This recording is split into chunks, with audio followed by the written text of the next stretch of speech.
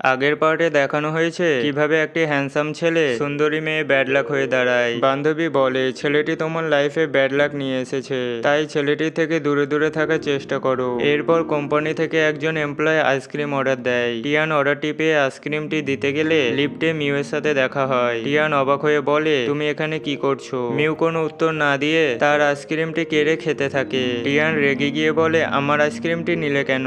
Mu কোনো উত্তর না দিয়ে একটি স্মাইল দেয়। টিয়ান খুশি হয়ে তাকে কিছু জিজ্ঞেস করে, কিন্তু মিউ কোনো উত্তর দেয় না। তাই টিয়ান তাকে পাগল বলে। মিউ ভাবে আইসক্রিমটি দারুণ ছিল, তাই সেটা কেনার জন্য আইসক্রিম শপে যায়, কিন্তু ততক্ষণে দোকান বন্ধ হয়ে যায়। বান্ধবী বলে আজকেও ছেলেটির সাথে তোমার দেখা হলো, আমার মনে হয় ছেলেটি তোমার লাইফে গুড লাক নিয়ে আসতে পারবে। কিন্তু টিয়ান কোনো উত্তর দেয় না। এরপর বাড়ি পৌঁছে টিয়ান দেখতে পায় পুরনো বাড়িতে আলো জ্বলছে।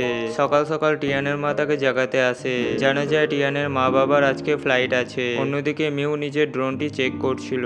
এরপর ড্রোনটি সিগন্যাল না পাওয়ায় অকেজো হয়ে দেওয়ালে আঘাত খায়। মিউ ড্রোনটি নিতে গেলে টিয়ানের সাথে তার দেখা হয়। তখন টিয়ান চোর ভেবে চেঁচিয়ে ওঠে।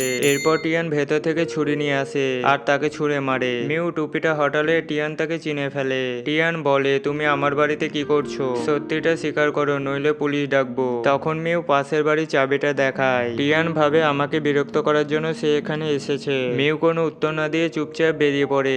এরপর পথে দুজন পুলিশের সাথে দেখা হয়। পুলিশ ভাবে তারা কাপেল, নিশ্চয়ই নিজেদের মধ্যে ঝামেলা হয়েছে। টিয়ান লজ্জা পেয়ে বলে দেখো তোমার জন্য কত কথা শুনতে হলো। টিয়ান ভাবে ছেলেটি টাকার জন্য হয়তো তার বাড়ি এসেছিল। এরপর টিয়ান নিজের দোকানে যাওয়ার পথে স্কুটার খারাপ হয়ে যায়। সেই সময় মিউ অফিসে যাচ্ছিল, কিন্তু সে টিয়ানের দিকে তাকায় না, তাই টিয়ানের রাগ হয়। পরের সিনে গল্পে সাইড হিরোকে দেখানো হয় যে টিয়ানকে লাইক করতো, কিন্তু টিয়ান তাকে লাইক করে না। ছেলেটি 100 পিস আইসক্রিম অর্ডার দেয়। বান্ধবী বলে এগুলি তুমি খেতে পারবে তো। ছেলেটি বলে পারবো। আসলে ছেলেটি টিয়ানের সাথে মজা করছিল। ছেলেটি টিয়ানের বেস্ট ফ্রেন্ড।